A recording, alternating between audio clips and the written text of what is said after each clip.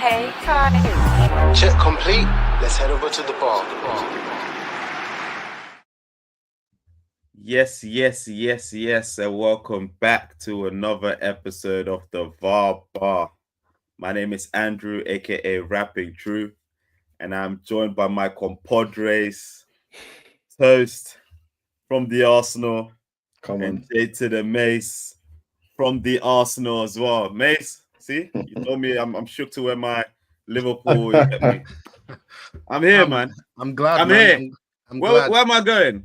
I'm glad you're taking this like a champ, bro. I'm glad. They see that support Am I? through thick and thin. I'm glad.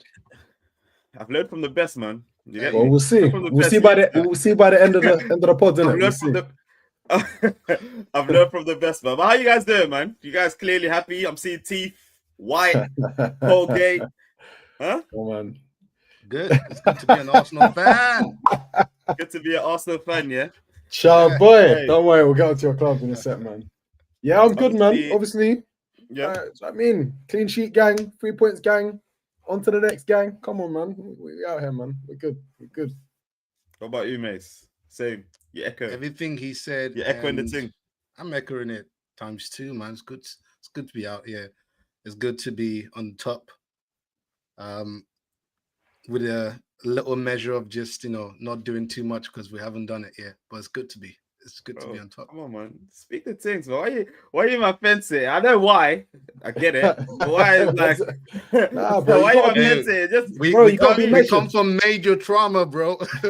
We come from major trauma, so we learn how to move accordingly in the present and future. Obviously, before we get it going, man, please like, subscribe if you haven't already. But like the video before anything. Just like it and get on with your day.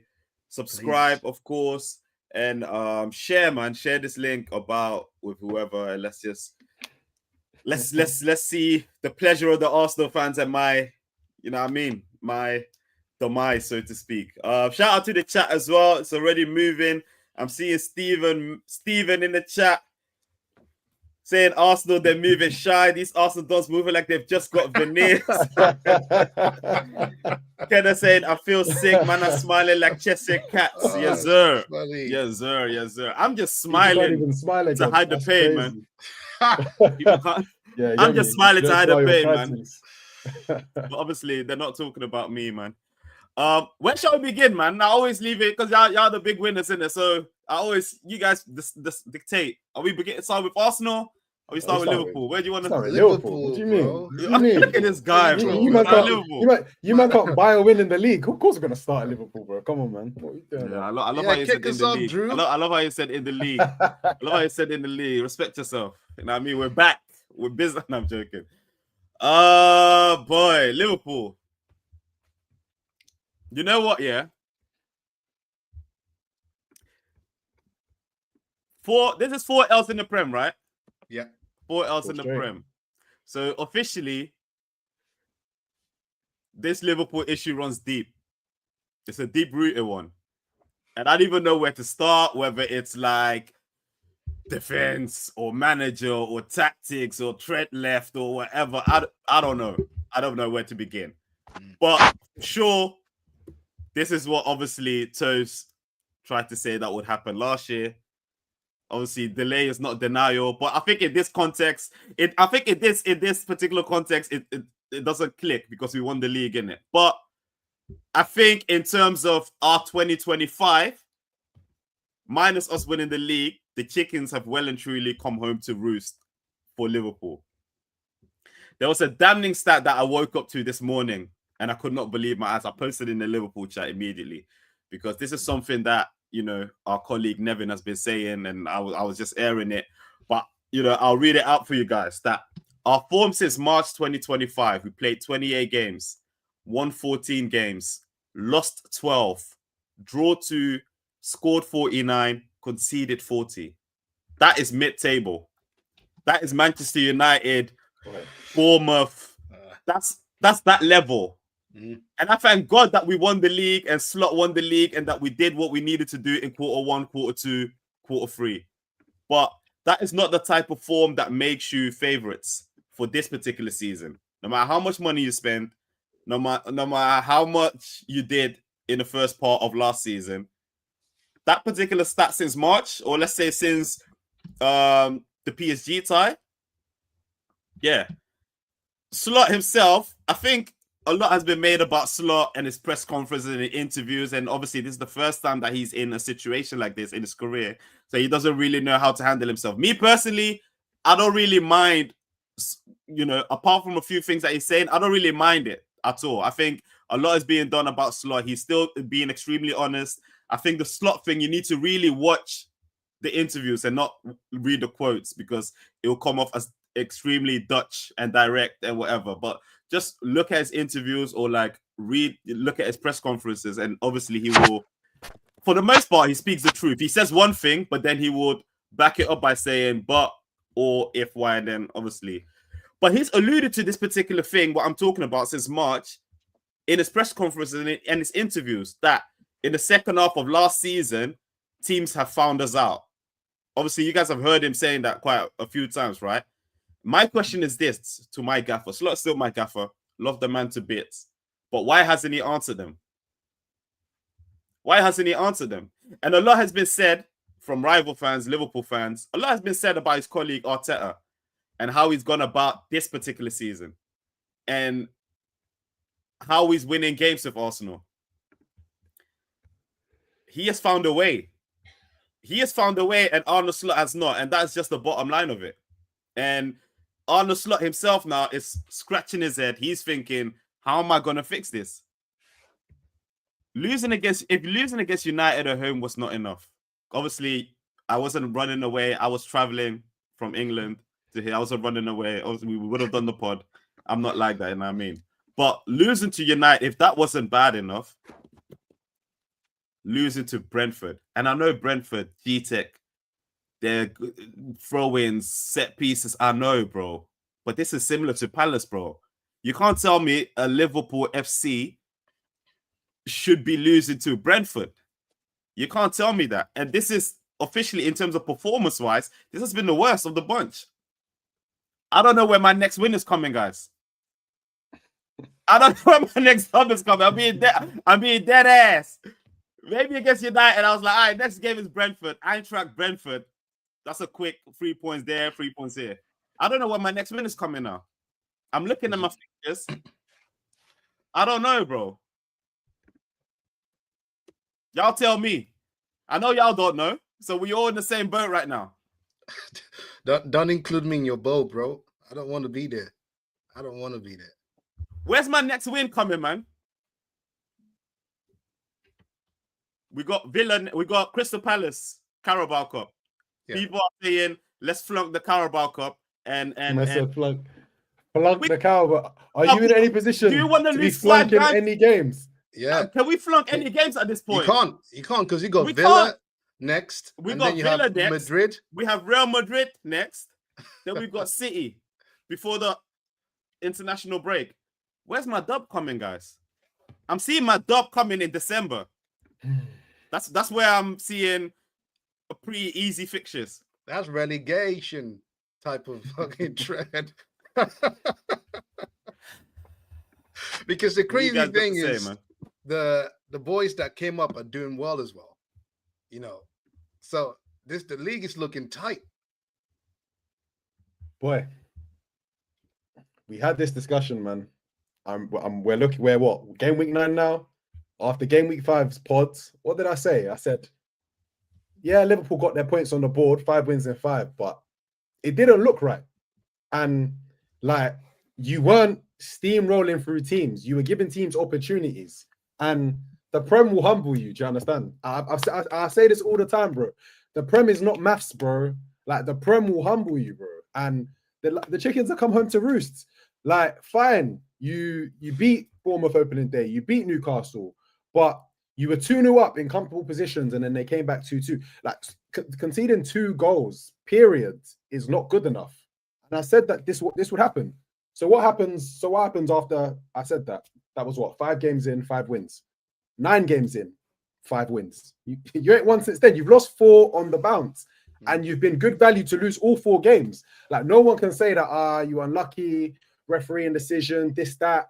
Like, Slot has gone through a bad period. Won a game midweek. Let me stop you there. Won a game. Yeah, we can. Yeah, we can. But fair enough. In terms of the ref things, we can. Yeah, we can. But okay, in terms of, come on, man. Are you telling me like we've had no bad luck in all those games in terms of ref decisions and that? I'm not saying that we didn't deserve to, I'm just saying that because you added that, so I'm just trying to rebuttal that particular point. Which games? Because I can start talking about my decisions from my team, innit? If we want to do that. I don't think there's been anything substantial. I don't think there's been anything substantial. So not even in the Brentford game, there's nothing substantial. What? But that's what I mean. You don't keep the same energy, and that's why. What are we talking about in the Brentford game? The Brentford pen for 3-1. That wasn't a pen. That was outside the box. No. That's all I'm saying. Andy, but Brentford, you know the rules of football. I'm not gonna do this. Andy. I'm not gonna do this with Brentford Andy, because you're sounding like. Yeah, Andy, you're sounding like slot, brother. Andy, you're sounding like slot, brother. Because the whole point of VAR is to check if the ball is on the line or not. They determined the ball was on the line. The foul was on the line. What does the foul on the line mean? But was it? They can determine, but was it? Yeah. But was it? That's my question. Proof's in the pudding, my brother. The proof's in the pudding. Like for me, I don't think this is what I mean about. If this happened to you guys, you would have said this. I know you guys. I know both of you. You would have said this if this happened to you. Hey, Mace, was it last season or 2 seasons ago when Saliba got the ball? I think he had a head clash with João Pedro, and people were screaming in group chat up and down, pen. And what did you tell me? And what did you tell me? It wasn't a foul. Is that not what you told me? Because that clearly wasn't. Oh, you're telling me that. You're telling me that. My team is not clearly. You're telling me that. Clearly, but this is what I mean. You don't keep the same energy, so we can't engage in referee discussions. But continue about Liverpool. Okay. Like I said, didn't it? The thing about Ken's, our brother Ken's, former member of our pod, he's too proud. Like, Liverpool are not good defensively, and it doesn't matter if you bring in Erling Haaland, Kylian Mbappe. It don't matter who you bring in. It don't matter if you bring in 100 million man from Bundesliga, 100 million man from Newcastle. If you can't defend at a basic level, the Premier League will humble you. We're 9 games in now, and I think that's 6 games. Correct me if I'm wrong, where you conceded 2 goals. You've got 2 clean sheets in 9. Do you know the other teams in the league right now that have got 2 clean sheets? Burnley, Leeds. These men weren't in the Prem last year. You man are Premier League champions, and you've conceded in the first 9 games. You can see you've got the same amount of clean sheets as Leeds and Burnley. You're conceding the same amount of goals as Amorim Phase 2, Amorim Ball Phase 2. Like, what are you guys expecting to happen? Honestly, like it's not by outscoring. Villa have conceded less goals than us. Sunderland, Spurs, just to name a few teams. Newcastle, Everton, Leeds, Fulham. They've all conceded less goals than us. I think what's most scary as well, and probably what should be most concerning to you, is I've been hearing a lot of Liverpool fans chat the last couple of weeks. Yeah, Mac 10 needs to get benched. Grab's not been himself. He needs to get benched. You man even brought in a new midfield in the most recent game. It's quite a strong started, bro. Same result. No one's protecting the defense. So it don't make no difference. Personnel wise, I said this. You have one player right now that can defend at a good level, and Van Dijk can't do it all himself. And yeah, Van Dijk needs to take some criticism as well, because he does a lot of delegation in his defending, where sometimes he needs to take the game by the scruff of the neck and just defend, and he's not doing that. Kirkes, and I love Kirkes, like I said, but my stocks in Kirkes right now are penny stocks back in 2020. They're penny stocks back in 2020, bro. Like, it's not clicking right now. 9 games in, it's not clicking. And if you didn't want to hear it 5 games in when I said it, maybe you'll hear it now. Conor Bradley is no better than Trent at defending, and at least Trent will give you the crosses, the set pieces, the ball playing, the ability to influence the game. Conor Bradley is not a great defender. We know obviously Frimpong's not really got that much game time playing defensively. Konate, maybe you thought I was running French agenda, but because of who's going to play in the World Cup or the Euros, because of him and Saliba. No, like, he's been defending like a club bouncer for some time now. Like, if he's not using his strength, what's he offering you? That's all he can offer, bro. That's all he can offer. Like, bro, we done saw this game week 1 against Bournemouth. Like I said, the chickens are coming home to roost, and I'm just happy because, like I said, I think this is a personnel thing, and you man can't change the personnel to at least Jan. So you guys are going to see yourself conceding goals in games unless that egghead starts coaching. And I'm going to get onto him because he's not coaching. It don't look no different. You guys don't look no different. Like this guy, what did I say last season, innit? Let's see how Liverpool react when you guys finally come up under some adversity. You ain't reacted very well, have you? You lost 4 games on the bounce. Can't happen. Can't happen. All right. Thank you, Toast. Let me go to the chat. Ken is saying, I can't remember the last time Drew has been gobsmacked. We are cooked. We are very well and truly cooked, and I'm gobsmacked for sure. Wesley saying VVD and Konate need to be dropped, but who do you have? Kirkus has been pretty dead as well. Slot inherited an elite squad and won the league. VVD, I mean, I don't think VVD has to be dropped. Konate, yeah, obviously there's no, what's his name, the Donny that got injured. There's no Gahey, so Konate can't get dropped for a minute neither. Slot's answer was adding more attacking quality, fighting fire with fire. Slot seemed surprised last week that United were playing direct and a low block in defense. Where's the tactical preparation ahead of the games? Have to ask him that. Goals change games as attackers haven't come up to trump. All are 4 losses. The opponents have scored first, starting at -1 every game. Yeah, that's crazy. Coyote is a 6 signing by Brentford still. Yeah, it's very impressed with Coyote, man. He's good, but I've been impressed with him this whole season actually. Good. I think he was there last season as well, right, on loan, and they bought him. Yeah, so he Was that the made case? his start against Arsenal. That's when I noticed him. He played against Saka, I think. Yeah. And I thought this guy's got something. And I think since then he started. Was that last season? Last season, yeah. Yeah. He's Italian, right? Like he represents Italy. Yeah, okay. Yeah, like Italian, like that's his nationality anyway. Yeah. Yeah. Like Doggy, yeah. Doggy, that's it. Villa have just beaten City. We are so cooked. Relying on Sunderland to stop Arsenal winning the league. I feel sick. I can't lie. We'll touch on Arsenal soon, man. Gerald, we are cooked. Lord, Drew looking like he's seen a ghost. Retaining the Premier easy. I mean, this happened last time when we won the league. The following season, and this was on the clock, we finished 5th. We had a horrible season, but obviously that was because of loads of injuries to our players. This Slot doesn't have the same excuse, to be fair. Thurston has been waiting to drop that adversity bar for 18 months. I know that's why it's not really landing like that, but we'll give him that.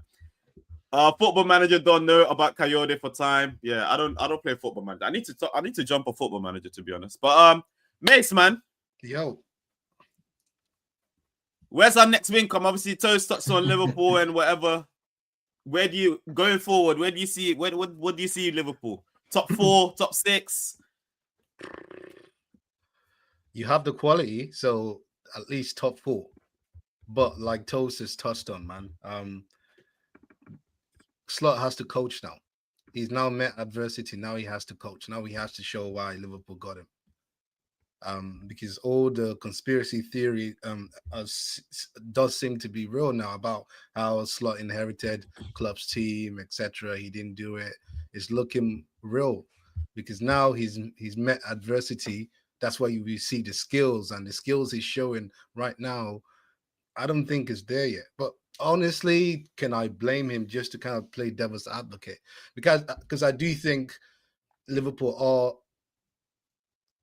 your star players are aging, and you can see against Brentford. I swear Brentford ran longer than you. They showed more physicality than you. They just outdid you guys and everything. And for at least what you expect from a good team is to show the same level of intensity, right? That's the basic requirement. But Liverpool didn't show it. Yeah. So I saw Van Dijk. I mean Jensen. Van Dijk bounced from Jensen. When I saw that, I was like, "What's going on here?" Van Dijk was 6'6". Jensen's what, like 6'1", 6'0". You get. Like I saw that and I was thinking there's something not wrong here, not right here. So there are those kind of 2 things I see that are wrong with Liverpool. There are probably more that I think will eventually need to be rectified. I think more of Slot coaching, that has to be first and foremost. And I did say this to you guys off the chat when we spoke. Slot has to pick his 11 and stick with it. This next 4 or 5 runs, stick with your 11. That's it, and just coach it, and let's see What did you can. Go ahead. What did you guys think of the way he went in the Eintracht Frankfurt game because obviously he started with 2 strikers. Salah was benched. Yeah. We still conceded first in a way that we did concede. But in terms of like how we started playing from that point onwards, I know they kind of played into our hands because they didn't really play the long ball over the top and they didn't really go physical for physicality. But in terms of how we played with like the 2 strikers and minus Salah specifically, how did you guys see that? I'll start that one off, innit? Me personally, I feel as if like I was joking about in the Barbara group chat, obviously, like I just felt as if Liverpool just went to Germany to get their joy back in it because like this was the game. This was a very winnable game. Yes, you guys went a goal down, but if we actually look at how you guys were playing leading up to that, you guys were the better team. If anything, I would say that goal probably came against the run of play. And if you look at how the whole game played out, I think their goal was their only shot on target. You pretty much dominated that game from start to finish. So for me, I don't feel as if that was like a particularly great measuring stick of what Slot wants to do or what he can do, knowing that you've been on this rut in the Premier League and seeing how you guys defended and how much of a basketball game it was like against Brentford. It's unacceptable. Like I said earlier, he took out Mac 10. Obviously, Gravenberch didn't play as well. Started CJ. Started Szoboszlai. But it didn't feel any different. Genuinely, it just felt like two new players in midfield. But in terms of the system, nothing felt any different. Like at will, like the 3-pronged attack of Sharda, Igor, and Django at any given moment in time, they could break on you, and that's what led to the second goal. Like that second goal cannot happen. That cannot happen to the Premier League champions, where one ball, was it from Damsgaard? I can't remember who it was, slipped in behind. Sharda gets in behind Konate, and he has a one-on-one with the goalie. Can't happen, man. Yeah, I agree with that. Although I do think we should have had a penalty with the Cody Gakpo situation because it's at a crucial time, right? Where that was a 2-0, right?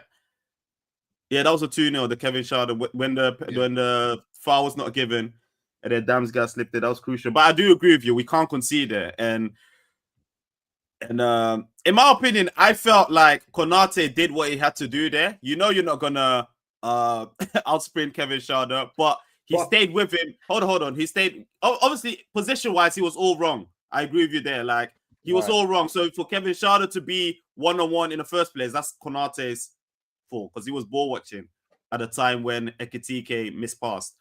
But in terms of like trying to put Kevin Sharda off, I felt like he did enough at that point. I think the keeper, because I think if Alisson in that situation 1v1, I don't think Sharda, the way he hit the ball, I don't think Sharda would have scored if that was Alisson. I think Mamardashvili could have done way better there to stay on his feet and not dive in too early, or to rush out really quick to try and unsettle Sharda. So that was my only takeaway from that point. But I definitely agree with you that obviously what's his name? Konate was ball watching there and he gave himself so much to do at that point. But obviously that all started from Ekitike's missed pass at that particular jointure there. Yeah, the Brentford game, like Arnold Slot said, man, that was the worst out of the series because in all the other games, that's Palace, that's Chelsea, and that's United, I felt like there was a dub to collect. We just snoozed in those games. Brentford won at no point. Let me not say that. Let me say at like when the 3-1 went in, I knew it was done and dusted at that point. It was done and dusted, and we didn't even look like scoring the 3-2, let alone doing an amazing remontada in that particular game. So, yeah, man, it's really back to the drawing board. At this moment of time, of course, it's still early in the season. Anything can happen still, but at this moment of time, we can't call ourselves, title challengers. We can't call ourselves, let's focus on the Champions League instead. We can't do that. The Carabao Cup and the FA Cup, that's not something for Liverpool, at least. That's not something for us that doesn't move the needle for us. I don't know, man. I think what's now important is to not lose sight of top 4. Because like I said, I don't know where my next win is coming. Slot doesn't know when his next win is coming. The players probably don't know when their next win is coming. We can go on a losing run and then it can get peak. You know what I mean? So we need to just focus on getting into the top 4, trying not to increase the 7-point gap that's already there with Arsenal, and try and, decrease it somehow by hoping that Arsenal drop points and us not increasing the 7-point gap. Question, Andy. If you had to weight, maybe like by percentage, the blame across, let's say, defense, midfield, attack right now for this period of time, this I guess this run that you're on, like where do you attribute it to? Because I feel as if there's a lot of different narratives going on about what the issues are for Liverpool right now. So I'm intrigued to get your thoughts on that.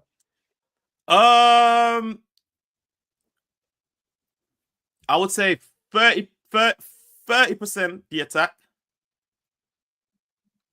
30% the defense, 40% midfield. And when I might even share equal blame with midfield and attack, and I'll explain to you why. Because one thing that peak Klopp teams really did well, and what Arsenal does well as well, if I have to use Arsenal as a measuring stick, is that you guys defend as a team.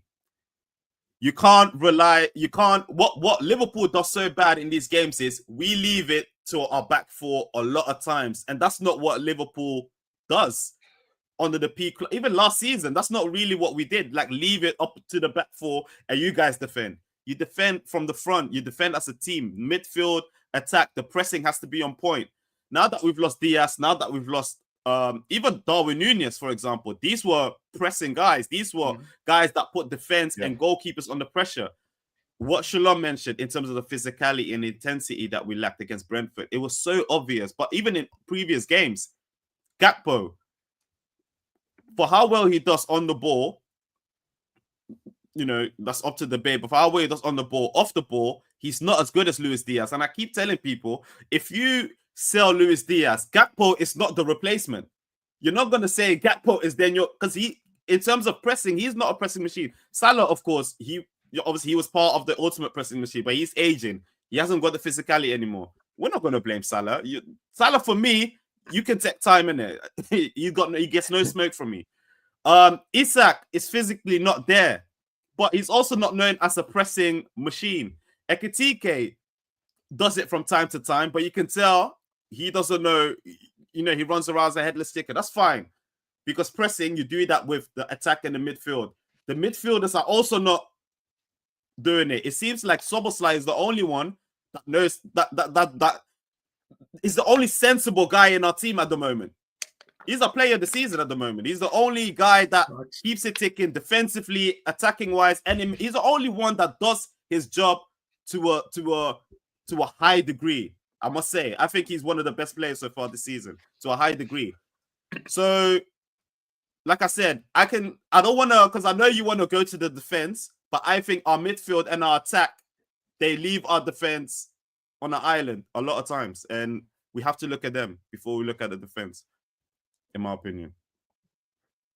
I agree. The midfield definitely has not lived up to what I thought they would be. Obviously, I remember before the season started, we were doing our predictions, and I said Liverpool clearly have the best attack, Arsenal clearly have the best defense. But I felt as if the difference between Liverpool winning the league, who I predicted to win the league at the start of the season, and Arsenal would be that midfield depth, And yeah, man, your midfielders have not been at the races, man, so far this season. Yeah, albeit, and Szoboszlai, he's been asked to do a lot, and on top of that, he's obviously been asked to play right back at times as well. And I agree, man, he's probably been the one standout midfielder, man. But I got a question. Let's see.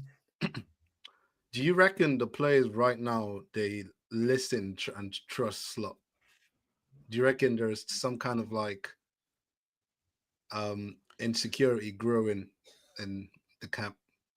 I don't want to say that, to be honest. Not yet. I don't want to say that, but it makes you wonder. You always think about that if, like, you see your players not running, not giving the extra yard, not doing the extra thing. Yeah. You know what I mean? I don't want to go there yet in terms of but yeah, it's fair to question that. Because 4 in a row now that question keeps popping in my head, because the first 2 you think, okay, guys, we can't let this happen, right? You have to die for the team, whatever. run your socks off. But it doesn't seem like that. And of course, when you go to G-Tech Stadium, you know what's what. They're going to give you hell. But also you have that in the back of your mind that they're going to give us hell. So we have to respond in kind. But Liverpool players didn't do that. You know? Andy. So I mean, it's difficult when you concede goals in the first 5 minutes because then your plan goes out the window immedially. yeah, Like, I get immediately. it. I get And that it. is something that Slot not necessarily can account for, in my opinion. Like, especially if the goal that you concede is from a set piece, not like open play. You know what I mean? Yeah, I get it, man. I get it. It's just you can't, I guess, plan for that happening, but it happened. But what you do is you respond and you control. And one thing I remember that Newcastle game where it was 2-2 and you just controlled the game and then bang 3-2. I always remember that pattern of play, and I don't see anymore at Liverpool. It's just gone. So my question is, what's going on there? Because you have it, you had it, but where is it? Let me go to the chat, man. People forget Klopp lost 4 games in a row in 2021. Klopp also finished 5th in the season, which we didn't have injuries in 2023. We can't stick with 11. I think this is response to you, Mace. We can't stick with 11 and stick with it. We play a game every 3 days. We have a big squad of players, and we will need them during the Christmas period. I know people don't watch us. Brentford was our most dominant game. The standards are in hell, but we were way better. Yeah, but no, Kenan. But Kenan loves to do this. And I disagree with that as well. They had more shots than you. They had more shots on target as well. So I don't, by what metric are we talking dominance? Passing the ball around. Yeah, because you're chasing the game for 90 minutes. Come on, man. Yeah, it don't make sense. Like, I know your head. For me, the way I judge like the better team on right, it's not necessarily like stats, right? It's basically like in terms of the quality of the team, what are they doing to maximize their peak, basically? And Brentford done it to their T, and we didn't. So for me, in that sense, Brentford were the better team, in my opinion. Like, you know what's even more crazy about that, obviously. Like, so what was it? 2-1 at halftime, I believe. Liverpool didn't actually get their first shot on target in the second half to the last 10 minutes. You were 3-1 down. Brentford had a couple of early chances, so I don't even know how a Liverpool fan can watch that first game. First half, we were way better. We were way better in the first half than the second half. Second half, like I said in my monologue, we didn't look like scoring, bro. It looked like it was going to be 4-1 to Brentford. That's what it looked like. And Brentford had chances. They had chances. Nah, it's not been a good time for Mamashvili, man. I can't lie, man. And that's that's another thing that I kind of want to talk on. And I do think Alisson is one of the best goalkeepers in the world. But I was speaking to my brother about this, who's a Liverpool fan. How can a goalkeeper who is so influential on the team, so important to a team, get injured every season? That does not make any sense. That can't happen. He loves the bride. The Donny loves a bride, bro. He does it every single, he loves it. Too much red meat, man. Yeah. Of course. Wesley saying if you beat Madrid, you might go on a run, off the back of that. So it might be a blessing. Over 240 mil spends on Wirtz and Isak. It is what it is, man. Enough time spent on Liverpool. Like you see on my headline there, Project Top 4 for the foreseeable future, man. But we're going to the next team because the only reason why I still got hope for anything is because of the team that's on top. Simple, and the same reason why these two are sitting on the fence is the same reason why I still. It's not out of sight for me. But Andy, hold on, let me finish, bro. Relax, G. All right. So relax. It's the same reason why I can't really count anyone out, really, in terms of City, Liverpool, whatever. City, anyways, I can't count myself out because obviously Arsenal. You get me, but. Arsenal, top of the league now, 4 points clear of Bournemouth. Yeah, Bournemouth. Yeah. 7 points clear. 6 points clear of City, and then 7 points clear of Liverpool. Arsenal are sitting pretty tight at the top, man. Nice. Today is last week. Who did you play last week? Last week was it Fulham? Fulham away 1-0. Yeah, man. Fulham away 1-0 win. And then midweek you had a Champions League game against Atleti. Atletico Madrid, who you beat Running out the ends as well, man. 5-1? Run them at the ends. 5-0? No, 4-0. 4-0. 4-0, yeah, you beat Atletico Madrid 4-0. Very good, Second half very good performance. performance. You kept it tight. Obviously, set piece again, opened the deadlock, and then you ran away with it.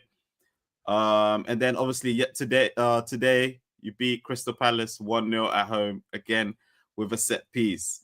Now, this is what I've been saying about Arsenal for a couple of weeks now, where I believe that I don't think Arsenal play particularly well either. Like I don't look at Arsenal, or I don't look at their games and be like, oh, Arsenal are playing these teams out of the park, or Arsenal. There's been a few games where I've seen where I've been like, yo, but there's been a lot of games where I'm like, because of this set piece, you've broke the deadlock. But before you go, Toast, because I see your lip quivering already. Before you go, I have a lot to say, obviously. I've also said that, you know, because of how solid the structure and specifically the defensive structure of your team is, this is allowing you to do what you do, in my opinion. And that's why, obviously, you know, you're top of the league. You've conceded 3 goals. You win by hook and crook. You find ways to win games, and you find ways to keep the opposition out of your box, really, or to not let Raya get peppered. And when he does get peppered, he makes saves. You know what I mean? So, you know, we can't really hate on that per se. But is it sustainable? And that is the question that people have. Obviously, right now, you guys can be like, yo, it's doing the job. But I remember last season, it was very similar, Toast. And I can reel up the clip right now. It was very similar. And I had the same question for you. Is this sustainable, Toast? You told me, I don't care. Hold on. You told me, I don't care, Andrew. I don't care, Andy. We're winning. I was like, Toast, my brother. I know you're winning, but last season happened the way last season happened. Obviously, this is a new season. But how do you see this? Because obviously, you guys, Arsenal fans, are receiving, you know, criticisms and whatever. Not criticisms, but in regards to the set piece, and people thinking, you know, you're not going to do this for the whole season. How do you see it? Drew, I'm already stopping you right there. Bringing up last season, because last season, what were you saying? You said, I watched Arsenal beat Leicester 4-2, and I watched Arsenal concede however many goals to Southampton, I think it was. And I've seen enough. What had you seen that was enough? Defensively, we were giving away goals against teams that we really should not. We should not be conceding 2 goals against Leicester at home. We should not be conceding 2 goals against the likes of Southampton. What is the difference this year in those first 9 games and these first 9 games? The number of clean sheets we have, number one. The number of chances that we're giving these teams. There's a clear difference. And I love the fact that some of the Arsenal players are actually bringing it up in interviews after the game. They're basically saying that we're defending well enough that we only need to score 1 goal in a game to win the game. We're doing enough to win the games. Yes, I agree. We weren't amazing. And you're probably thinking, Arsenal are playing okay, but not great. Probably because we're not running teams out of the end, scoring 3, 4, 5 goals. But I'm here to tell you that, unfortunately, Arteta don't care for that, bro. That has never been Arteta's MO. It's never been Arteta's system. If we can score 4 or 5 goals a game, fantastic.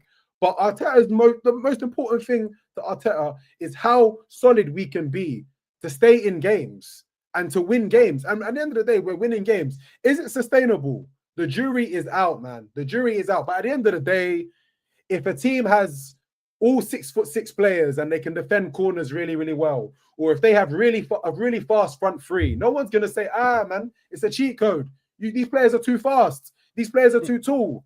So why do I keep hearing set piece? It's a part of the funniest thing about the set piece thing is, I'm like, Mace, do the other 19 teams know that they can take set pieces as well? Is it outlawed in the other ground? I don't think that's the argument, though. I think you guys are interpreting the set piece thing different. I think people are not questioning the set piece thing in terms of the way how well you do it. People are impressed by it.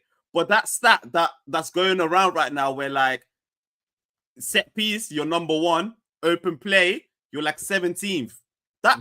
I think that's worrying. I don't know how you guys see it because you're winning. Hold on. I don't know how you guys seeing it because you're winning, which is fair. You don't have to take any note of that particular stat. But do you not feel like, as a top team, one of the best teams in Europe, one of the best teams in England, you're 17th for open play goals in the league, with teams like teams like Sunderland, with teams like Wolves?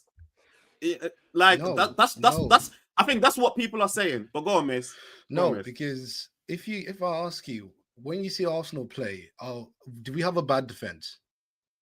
No, Do we have a bad midfield? no, Do we have a bad attack? You can probably say that's probably our weakest, right? yeah. In terms of attack, right? So the point I'm making is that we have a very good squad. And as such, what usually happens, that's actually the question I was going to ask. When was the last time you seen Arsenal play any game this season and it's been open? I was just gonna come on. What do you mean? What do you mean open? Like The team actually wants to come attack us. They're like playing high line, Barcelona high line. Yeah, but bro, that's the thing is, like, so the point that comes with the territory. That comes with being precisely, a good team, bro. So essentially what happens is where we get our joy is via set pieces, because we push these teams, we push them. And sidebar, I would accept that we are not playing the most attacking football in terms of I would probably like a better 9, a better left winger. I would accept there are certain things which I think we need to improve on, right? But that's only a side portion of it. I think largely we play good football. What usually just happens is as a consequence of being a team that controls games, we get lots of set pieces. And because we have been, and mind you, but again, you're not. Look, the set pieces thing is part of the game. You man have clocked it in terms of winning you game, like scoring from them, right? No one necessarily has an issue with that. It's just that even the game today against Palace, by the way, I think you created one chance at home from open play, bro. Is that good enough? Andy, hold on. But is that good enough? Yes or no? For the 3 points, it was. For the 3 points, it was. If you drew that game, what would you tell me? Palace was our hardest game. Palace was our hardest game this season. But say if you drew that game, would you have said the same? If we drew that game, then we would. Drew, you need to understand that Arsenal in 2025, we're literally made in Arteta's identity, bro. So I can tell you for free, Arteta will happily win this way every single game. The question becomes, is it sustainable? Is it sustainable? Exactly. I personally think that because right now we're defending so well and at a clip that we're conceding so few goals. We're not even in a situation where we need to really play open and expansive football and go for the jugular. No, but I don't think that's the thing, because I do feel like you have the ball, you take owners, you control games, and you do attack. I don't subscribe to the Arsenal are boring the way other people. I don't subscribe to that. I do feel like I disagree as well. But that's not what I'm saying. You do take owners, you control games, you do attack. What are you saying? You do that, but do you create? You both watch the games, bro, but you don't really create chances from open play. You guys get dangerous when Timber gets the fouls on the side. Ooh, when corners come. Ooh, but when it's we slide it down the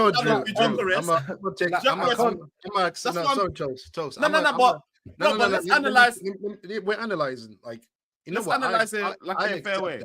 When I think about it, I accept that. I accept that criticism. Thank you. Because I do think we need to be a lot more better in opening teams up. Absolutely. Right? I don't think any Arsenal fan would disagree. I don't think any Arsenal fan would say, no, we're not. We're not saying we have the best attack, as I just pointed out not too long ago. I do accept it.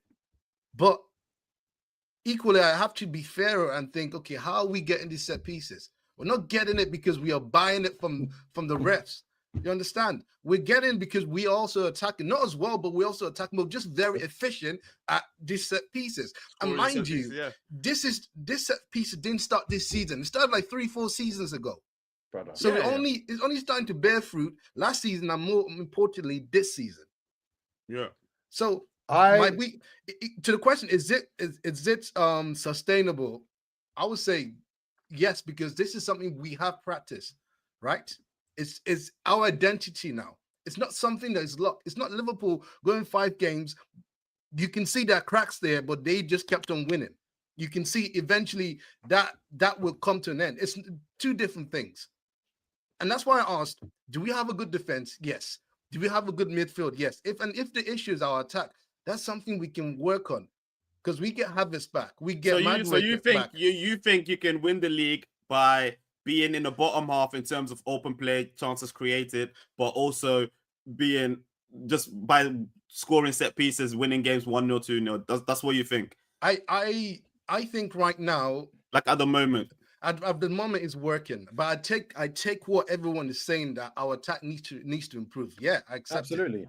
I accept it 100%. I don't think your attack needs to improve. I think what you said, you need to find ways to open games. That's why I think that's what it is. I don't think your attack. I think your attack is good enough. For me, it's one and the same, because I would like to see our team score more than 1 goal a game, and put the game out of sight early. But like I said, we are made in Arteta's image, so unfortunately, we are going to see a lot of games that are going to be close. We're going to see a lot of games that are 1-0. That's just something that Arsenal fans have to accept. But Andy, to answer your question, is it sustainable? And because for me, I always say the set piece thing and the not having many chances created from open play thing, you can't look at it in a vacuum without looking at how well we're defending. Because I'm asking you, is how we're defending sustainable? Where when we're keeping 100%. So many clean sheets that we can win games by 1 or 2 we could goals. get 1. Yes. So that's why the sustainable is not but I just want to see it's not like a yes it's sustainable or no it's not sustainable, but historically, and history has a habit of repeating itself, it's not sustainable, right? But I agree with you in terms of like your defense, bro. You can beat Chelsea's record by the way you're going right now. It's going to be very difficult, but you can do that by just 3 goals conceded after 9 games is very impressive. I think the second closest team in terms of goals conceded is 7 goals conceded. You know what I mean? Like, we're defending at what you would consider Liverpool. It was 5. An almost historic clip. Do you understand? So the thing is, it's funny. It's almost as if Mace, they forget that 1 week they're like, "Oh, you guys defend with 4 centre backs," and then another week they're asking us, "Well, is this sustainable?" Well, it is, because we're defending that well. Like, we have the personnel for it. We're playing in Arteta's image. We're literally doing what the manager's asking us to do. And yes, it might not look great. And yes, maybe there's not as many. These type of games can quickly turn into draws, like what happened last season, and that's the not sustainable part. And then the draws will kill you, and that's basically what I'm saying. So if I'm saying, in terms of like Arsenal, I've not been overly impressed in terms of the way you play, and I haven't. But have I been impressed in terms of like the defensive, how solid you are, how you're not giving teams anything, and then obviously winning your goals by set. Even let me take the Liverpool game against Eintracht, for example. The 2 corners that we scored. I was happy, bro. I was like, because it broke open and we started playing. So you're not gonna see me hating on you guys doing it, but I'm gonna question why you're not really creating chances, especially at home against. I know Palace is a good team, I know, but you should expect to create chances at home against the Palace. No, I hear that, because that point gets kind of segues into what I was going to raise. For example, I thought Eze could have done better this game, but he scored our winning goal. That's why we spent that money. But he stunk. Let's be honest. He stunk. Spurs was trying to get onto me. Spurs was trying to get onto me, but I was like, no, because this is. And now he's gonna chat shit again because he bagged. So please, man. That's why. Let me talk to Shalom. But let me talk to Shalom. What I love about this conversation is hopefully going to pivot us into our next conversation, which is, has Gyökeres improved us? Because you've got hold on, but let's talk about, let's let Mace land this Eze point, and then we'll talk about Gyökeres. Don't worry about it. Don't worry about it. Let's go. With the Eze thing, I expected my 10 to do more, especially how Crystal Palace set up against us, right? I expected him to create more, link with Gyökeres more, just do a little bit more than what you would do it. And I get it, like he's getting used to this right 10, right 8, position that he's playing. He's much more comfortable at the left, which is weird because you're 10, but I understand that's how he played with Palace last season and seasons before. But I just expected Eze to be better and confident, take the ball, take control, but he hasn't done that yet. On the flip side, the guy is magic because how many people score that type of goal? That creativity, that's why we bought him. So, top. And yes, to your point. Terence, rebuttal, please. Rebuttal. I just want to rebuttal to what Mace said. I just want Like, to... Because what Mace said is very honest. I like that. Terence, I want you to... Look, I man, know it's hard for you to be honest, but... Well, again, Arsenal and last season's Palace play, in my opinion, completely differently. Number one, Eze is asked to do a completely different role for Palace than he's... Eze right now is not asked to be Arsenal's talisman. Saka is always going to be Arsenal's talisman right now. Do you understand? So, in terms of your expectation, I don't know what you men were expecting. Saka starving too, by the way. Saka starving too. GNS. He's starving too, by the way. I agree. And right now, every single person in the squad is contributing. I completely agree. But for me, like, and again, I want to touch on the Gyökeres point and the Eze point about how much have they improved us, or if they're playing well, if they're like, lads, they're doing enough. They're doing enough. When more is going to be asked for them later on in the season, when the game was Darwin Núñez, what were you telling me? Andy, what were you telling me? Darwin, what were you telling me? What did I say from jump? Well, and you knew it as well. It just took you 2 years to get there. Darwin Núñez this time last season, you were going to win the league. Brentford. This time last season, Darwin Núñez. No, you were going to win the league. This time last season, Darwin won us the game. You know, Darwin won us the game at GTEC last season. Darwin won us the game at GTEC last season. Darwin won us the game at GTEC last season. Moving on, bro. Exactly. That's the clock is twice right a day, man. What we doing about? Up, man. Come on, let's not do that with Darwin, man. Darwin went the reason you won the league. Why are you allergic to keeping the same energy? Why are you allergic to keeping the same? No, because you're disingenuous. That's why. Because you always want me to come out and say something about something, but you won't keep the same energy as well. Moving on. I'm always honest. I'm not Mace, bro. I'm honest. I'm not Mace. Me and Mace are honest. So I'm the dishonest one on the pod. Is that what you're saying? That's not what I'm saying, man. Say no more. Anything more on Arsenal? Man. Yeah, Gyökeres, by the way. Gyökeres still? Are we still? Now the thing with Gyökeres is, sorry, Toast. Let me just. It's for me. It just clocked. Gyökeres is not built for intricate football. Don't bother passing it to feet with him. He's not that type of striker. He's just not that type of striker. That's why Havertz is better than him. What Gyökeres has been built for is ball over the top. He wants to run at the ball. He wants to strike the ball. He's not good for ball at the feet. And that's how the Arsenal low block is going to be peak. It's going to be peak. But one thing I give him credit for is the way he stretches the teams. When we need that out ball, Gyökeres is ready to run. And right now, that's enough. He held the ball up well today. Yeah, exactly. Right now, that's enough. And he's doing that. And that's all we ask for him because the team are contributing, getting the goals. But yeah, Toast, do you think? Yes, Drew, talk to me. Like, forget has Gyökeres improved us. I want to ask you, has Gyökeres made us worse? Because it's 9 games in, we've won 7, we've drawn 1, lost 1. We're sitting at the top of the league. He's got the 3 goals, 5 in all comps. So forget has he made us better because it's almost redundant when the team is doing so well. I think part of the furniture or nah? Part of the furniture, like you call Darwin or nah? product of his environment or nah? Brother. Like, where will you keep the same energy? That's all I want, bro. No. Because honestly, of his environment or not. Honestly, Núñez, in my opinion, was an awful striker. In terms of what you needed him to do, which was put the ball in the net, he could not do. But he did a lot more than Gyökeres. I agree. I tell you that. He did a lot more as a striker than Gyökeres.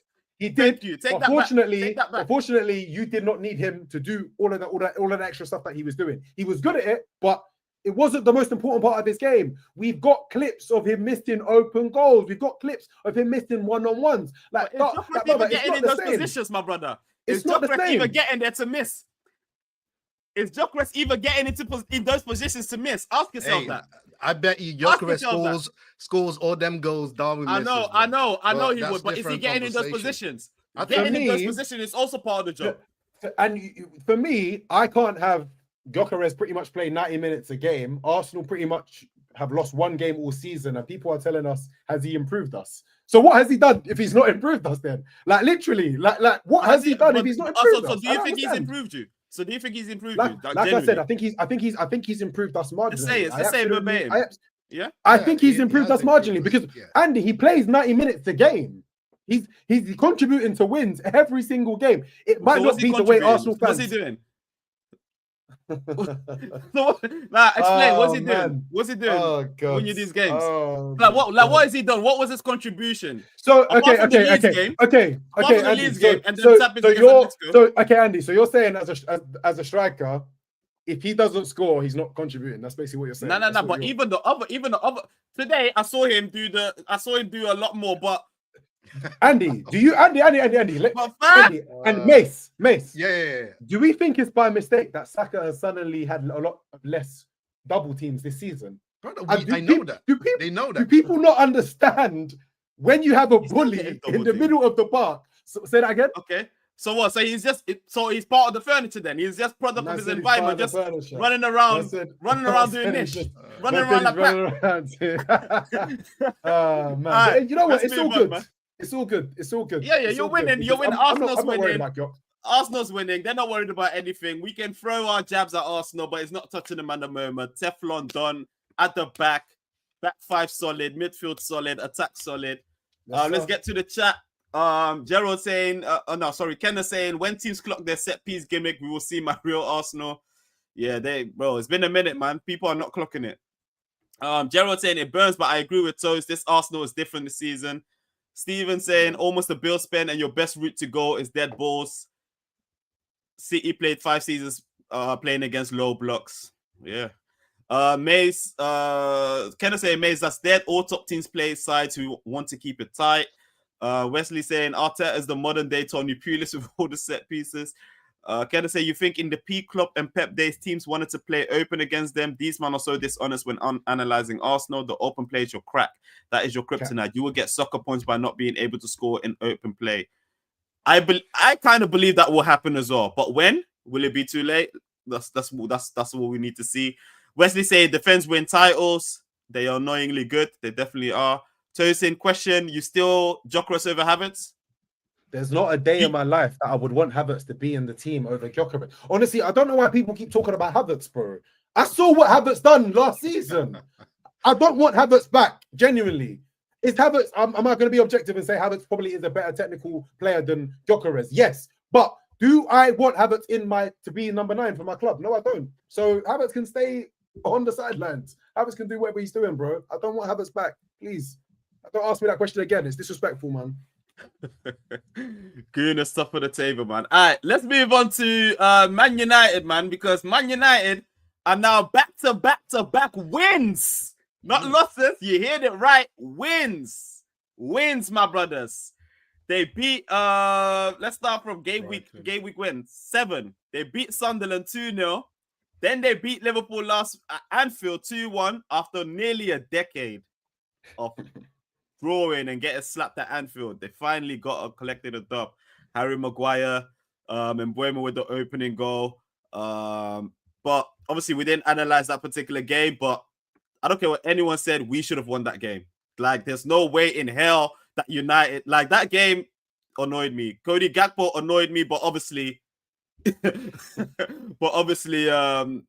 scored a goal, but he should have at least scored the equalizer as well. But we're talking about United. And then they beat Brighton as well, which is a team that also comes to Old Trafford recently and just been slapping them up and down, keeping clean sheets as well at Old Trafford. But United, 4-2, man. They nearly gave it away, but Buemo secured the dub for them. Yeah, man. So Amorim, obviously last week against Liverpool, good win at Anfield, 2-1. In my opinion, I don't know what you guys think, but in my opinion, that should have been an L, but they found a way to win. And then now, so it's now, that was their first back-to-back dub that Amorim, because Amorim hasn't done that yet since he's been appointed. And now he's got 3 wins on the bounce. They were briefly in the top 4 as well, but they've gone down to 6th place because obviously Spurs and Bournemouth won. That's 3 dubs in a row, man. United. The Stones, you were saying you don't see them. United can't trick me. Trust me. And honestly, I'm comfortable in saying that after nine games that United can't trick me, because the thing I love about United is when United are bad, United are awful. If we actually look at some of the games that they've actually lost this season already, like the Brentford game that we saw, the City game was only less than a month ago. They got smoked 3-0, do you understand? So fine, yeah, I understand that, they got a couple of wins, putting it back to back, and I think we all knew this. You sign Sesko, you sign Cunha, you sign Mbeumo. You obviously improve on Højlund and Xerxes and Garnacho. That's clear as day. You are going to win more games than you lose. But we've also seen when United have been bad, it has looked very bad. This is still the same team that went life and death with Grimsby. This is still the same team that went life and death with Burnley.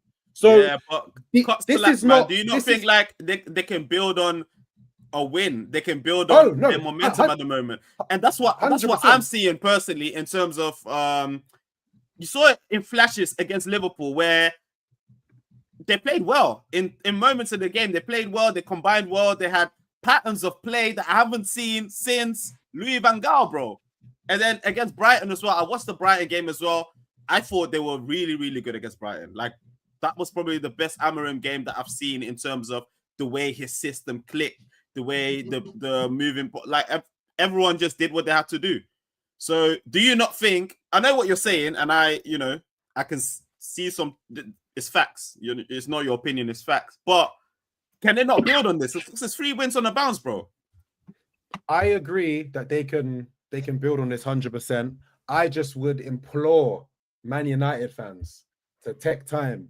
You man don't need to be looking at the table. You man don't need to be thinking about May and Europe, because I promise you need to be worried about playing consistently game to game to game. Because like I said, those performances against Burnley and Grimsby and City and Brentford at the G-Tech, that they weren't very long ago. Do you know what I mean? So yeah, fine. You're going through a nice patch. The Liverpool game, I'll put it down to it's better to be lucky than good. Do you understand? Because Liverpool hit the post about 14 times.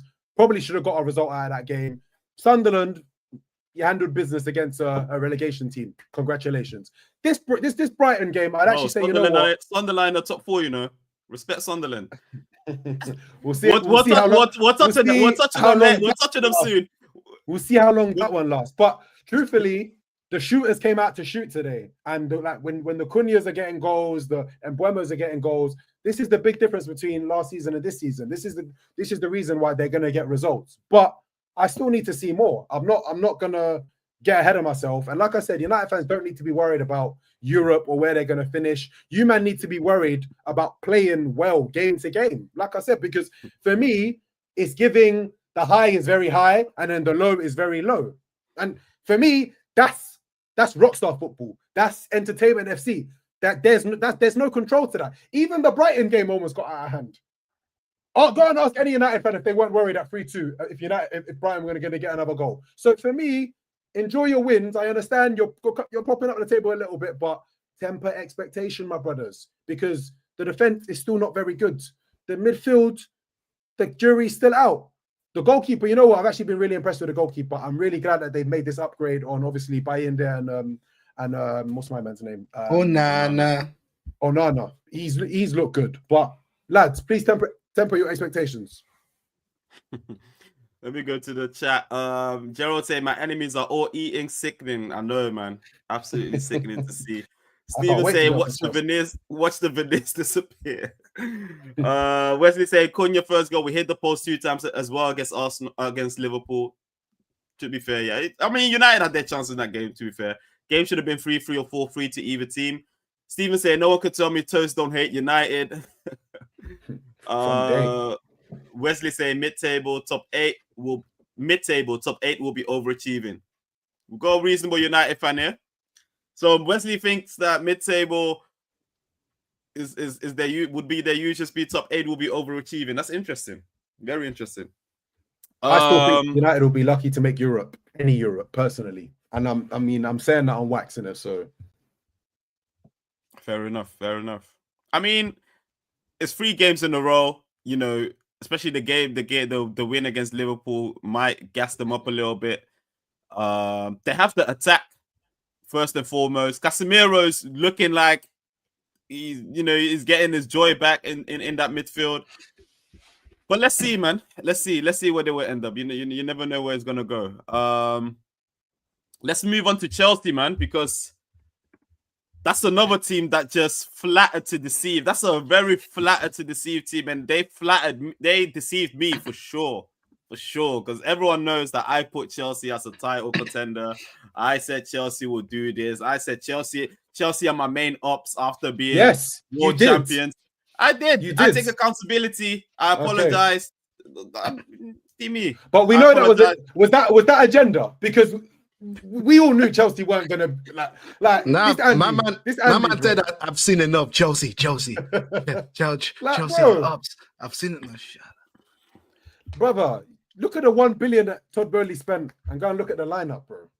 Go and look, even it's a shame we didn't even get to talk about the Nottingham Forest game last year. Were you looking at what the back four was doing? The Chempongs and the Tosins, man. Chelsea are not moving the needle for me. And what did I say at the beginning of the season? They've signed so many players. When are Chelsea finally going to come into the race? At what point is the amount of players that they signed enough? And look at them now, losing to Sunderland at home. Unacceptable, man.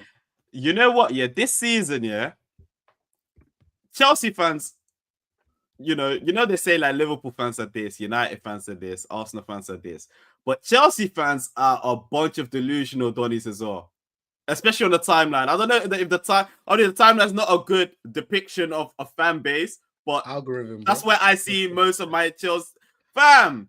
Them man, I've seen tweets of people saying João Pedro is better than Ekitike. Weeks later, it's if we had Ekitike in our team, we would win the league. Oh man, I've seen hell of Caicedo. Obviously, the Caicedo and Rice thing is a back and forth thing that's been going on for years, to be fair.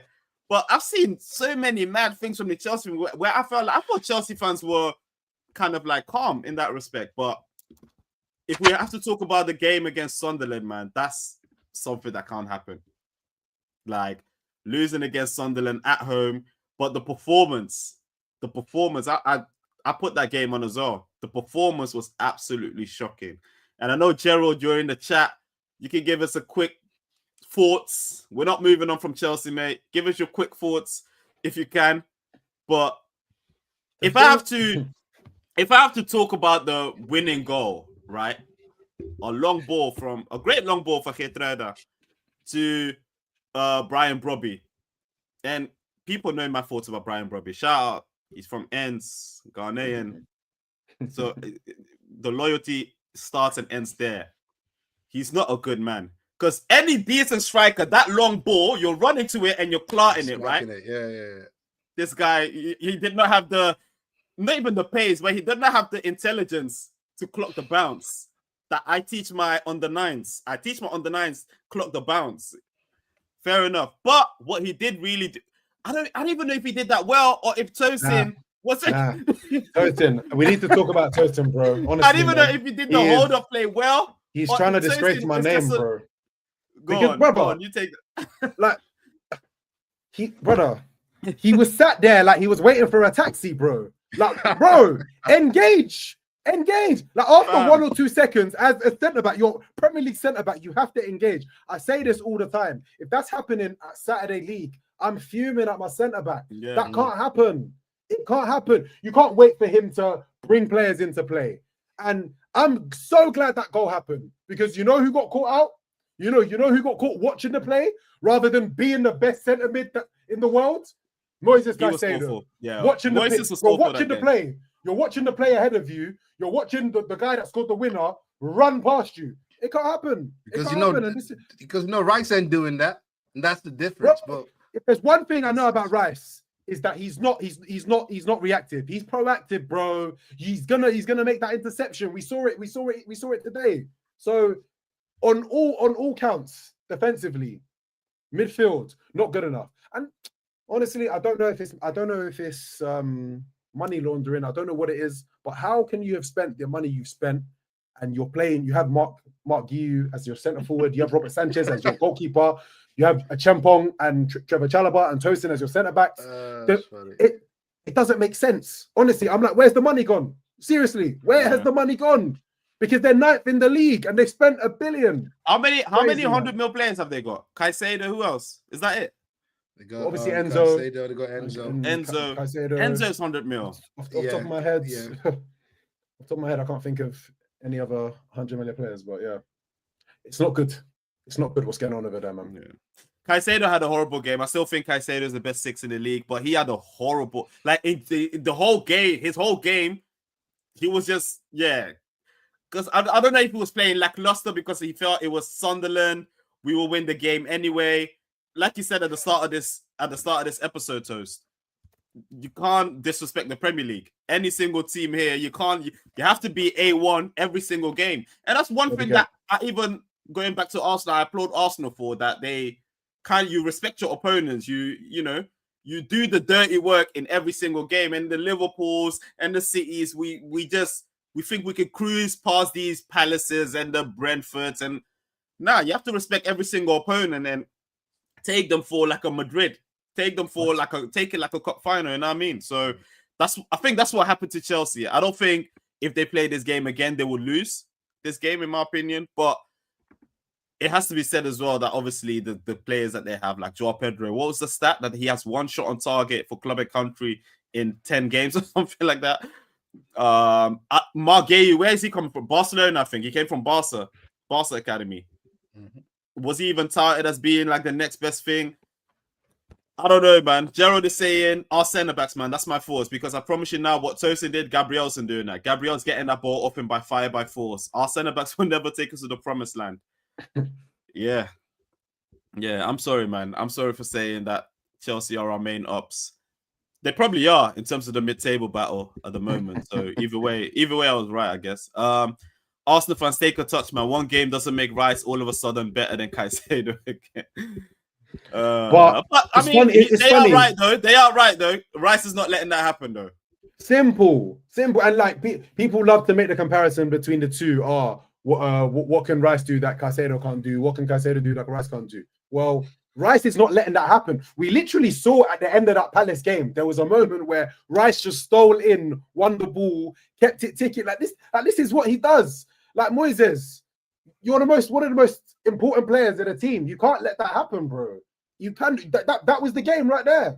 That was the game right there at the end of the day. So, yeah, man. Shout out Chelsea. All right, let's quickly cover the other games then. Friday night game, Leeds versus West Ham. 2-1 dub for Leeds. West Ham are in deep soup. What was the game? The L against Brentford. You know, there's some managers when they like lose, they have like a funny face. Nuno Espirito and Ange, they're my favorites when they collect L's. Nuno Espirito, man, he kills it, man. But like I remember when I said at the start of the season, I can see West Ham going down, bro. They're not good, man. Honestly, like, where are they in the league? 19th. Brother, we discussed this a few good weeks ago, man. It's just a real lack of personnel, man. Like, they don't have talent, bro. Honestly, they don't have talent, bro. Like, they don't have good players. They don't have good players. That team stinks. Absolutely stinks. It is terrible. Newcastle, they beat Fulham at home 2-1. Bruno Guimaraes and Jacob Murphy. Nico Watermada, he's proven his worth, man. Scoring goals in the Champions League and in the league. Replacement for Alexander Isak, who's not really been doing the same for his new club. So shout out. It's quite funny how people laughed at Newcastle and they're laughing last, bro, with Watermada. Yeah, for sure. But I said when they signed Watermada, I said this is a good signing for them. 100%. I did say that because I like Watermada last season as well. Very good for Stuttgart. I want to know. I got a penny for the fourth for TK. Finally, would he change his mind knowing what he knows now? I know it's a bit of like hindsight because this guy, bro. No. Because there's still like Isak to worry about. If he had the choice, would he still go to Newcastle? I just want to know. I don't think so. No, but I think someone asked him that as well in the interview. Yeah, and he was like, "Nah." Is he going to say obviously yes? Don't know what is. Yeah. But I don't think he would, because Liverpool's the bigger club. I get that, man. But He has way still more have- like. Do you think he would be a French international if he was at Newcastle? I think if I don't he think he would. does, if he plays extremely well, he would, and which he has the skill Yeah, and extremely obviously well. the But I mean, like, obviously playing at Liverpool is different than playing at like a. facts. You know But what I mind mean? you, Newcastle are they're in Europe, and so that Yeah, gives they're him Champions League. yeah, that gives him a stage. The Prem Yeah, that I gives him a guess. stage. So it's a win-win for him. I Well, actually we don't got think Ekitike and Isak, man. Stop hating, man. I don't Do think this every people are week. actually deep in how much Slot needs to take accountability for this Bro, we need run. to talk about the other games, man. The Liverpool chat is done now. We need to Say no more. Say no It's more. done. Say It's- no more. Say no more. Yeah, our City fellow, losing to- City losing to Aston Villa, man. 1-0. Matty Cash with a goal. I didn't watch that game. I don't know if you guys caught any of these on any other game, but Saw the highlights. apparently City were peppering them, but also defensively, just a Liverpool story, kind of defensively shocking. Villa, they lost to Go Ahead Eagles of the Netherlands in the Europa League. And then beating City in the weekend is actually quite funny, to be honest. Man. I know. Bournemouth beating Nottingham Forest 2-0. Bournemouth doing extremely well. I'm hearing people saying Arnold Slot out, bring in Areola. He's currently second in the league. 4 points behind Arsenal, and they've deserved to be in the top 4 at the moment. Are they going to end up there? Let's not count our chickens as of yet. We saw what happened to Nottingham Forest. Even Bournemouth, actually. Bournemouth did pretty well last season as well. And they slipped down. They didn't even make it to Europe. So, but they're doing well so far with the players that they have. And they lost key players last season, and they're still moving mad. Like the 2 centre backs. Yeah, they obviously the centre backs. They obviously lost Kirkez. And it's crazy because, like, I know Clivert started today's game, but obviously he was injured during preseason. I think he's only got 1 Premier League goal so far this season. He's even been struggling to get into the form, and he was pretty much their talisman last year, and he's still not really up to speed. So the fact that they're second in the table and one of their better players still hasn't really offered that much this season, and obviously with Semenyo stepping up kind of in his place as like the talisman a little bit, gotta give Areola credit, man. Like, they're looking very good, man, and I expect them play ball. to make a few more strides, man. No, for sure. Bro. Good attacking team, man. Definitely. Yeah. But also to lose those 2 centre backs and still being free. Actually, Free's defender still being solid at the back. They replaced well with that defender from Lille, Diakite, is it? Diakite, yeah. He's solid as well. Burnley with a last-minute winner against Wolves. The writing's on the wall for Wolves, man. It's all over. It's all over, man. Because even anytime I look at the Wolves team sheet, I'm just like, brother, I don't even know half these players. You know, do I not watch Prem? I'm so confused, bro. Like, they overhauled half their team and brought in nobodies, bro. Like, I'm like, who are these dons? Seriously, other than João Gomez, what game and, was it? Andre and Trent Larson. I'm like, who the fuck are these players? Seriously, I'm like, I don't. A centre back called Totti. Like, these dons literally have 2 points, bro. I'm just laughing. What are you doing? What are you doing here? I mean, to be fair, the manager did well to save them from the drop last season, but lack of investment, losing players, it's looking peak for them, man. But long way to go. Shout out, boy Strizzo couldn't make it today on the pod, but he went to Liverpool to watch his Spurs beat Everton. 3-0, good win, 2 times for Van der Ven. Saar with the goal as well to score the 3rd goal. This is Everton's first L in their new stadium, so it's kind of a big deal. What's the game, man? Spurs wasn't a vintage Spurs performance. I think in the second half, Everton pressed, but Spurs kept it tight. Very good saves from their goalie as well, I must say. Mickey Van der Ven with both goals. Pedro Porro as well. I keep telling my people, man, we should have slapped 60 mil for Pedro Porro, because that would have been not like for like with Trent, but closest in terms of like what we would need from deep, from the right back position, instead of a Frimpong. Don't instead of Trent is 35 mil for Frimpong. Trent is Don't need- irreplaceable, bro. You Brother, don't replace brother. him. No. I'm not saying like Forget for all like. of that, bruv. I'm not saying like for like. I'm saying I would have liked Pedro Porro. That's all. And he's The showing thing out this is, season as well. Trent is so good in terms of what he brings that you can almost forget that obviously he's not the greatest defender. But you take anyone, you put anyone else in that position. Currently in this Liverpool team right now, it's a big problem, bro. Honestly, it don't matter if it's Bradley, it don't matter if it's Porro, it don't matter if it's Frimpong, bro. Like it's not good, bro. It's not gonna work, man. So, hey, man, you man need to be worried about getting right backs that can actually defend, my brother. That's what you need to be worried about. What Timber? You need to get centre backs in. Put in. Let me not speak. All right, let's go to the chat, man, before we head to the bar. When there's a game where Arsenal aren't playing well and right switch yourself, I'll be there no matter what. Pav entered the chat. Very late. United. Who else? Captain Haaland. Yeah, if you Captain Haaland, peak. Shout out Charles. Is it Liverpool FC or Liverpool charity? Everyone can get points of them. Fair enough, Charles. Thank you. It's not looking good, bro, Liverpool. Yeah, you man are late, man. We already touched on Liverpool. Let's head to the bar, man. Any shots? Any shots for the man them? Set pace, Mace, man. Set pace. Yeah, I'll start with a shot for Eberechi, scoring an amazing goal, bro, and celebrating against your former team. They were pissed, but that's funny. How are you gonna celebrate a guy doing the Jesus cross, bro? That's the cheat code. Just do the Jesus cross when you score against your former team. That's the cheat code, bro. Yeah, a shot goes to him, and to the team as well.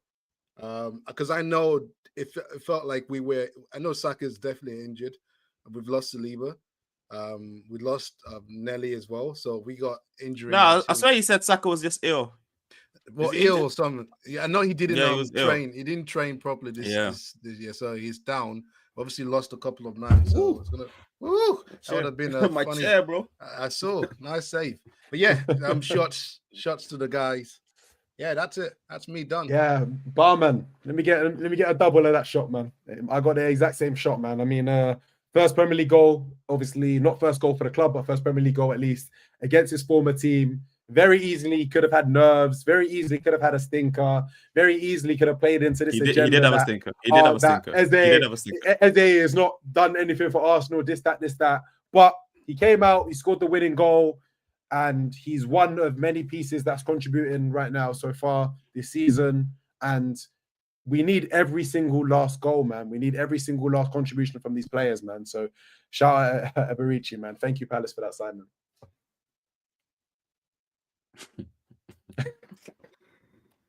I know Andy's just hurt right now, man. Ain't no shots, man. Ain't no shots right now. Now I've got a shot, man. I've got a shot. I mentioned them earlier, man. Go ahead, Eagles, man. Obviously, the first time in Europe, period. They're a Dutch team. They're close to where I live as well, in Deventer, which is about half an hour away. Very tight-knit stadium. The stadium is very reminiscent to like an English football stadium, so that's why they're kind of like popular around here. And everyone wants to go to their stadium because it's like, if you go there, their home games is very, very much, good atmosphere, etc. So people were excited to see them in Europe by good merit of their season last season. And they played against Aston Villa, which is like huge for them, like a Premier League team coming to their ground.